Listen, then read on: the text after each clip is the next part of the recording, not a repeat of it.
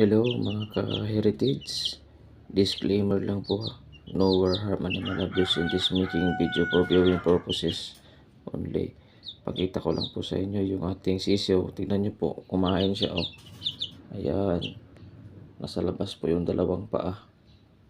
Tingnan nyo po mga ka-heritage, so kain na no.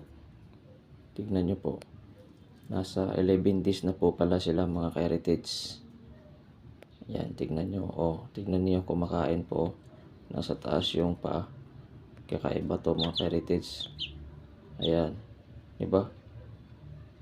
Para-paraan lang para makakain po. Napakagaling na sisiw. Kasi nga po, pilay po yan. Kaya pinasok na lang yung ulo niya. Ayan.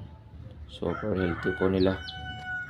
Hindi po pala tayo nag-vaccine. Kasi nga, konti lang sila at super healthy naman sila. Ayan sila mga heritage. So, nasa 17 po sila na piraso. Ayan mga heritage. So, yun lamang po. Happy heritage farming sa ating lahat.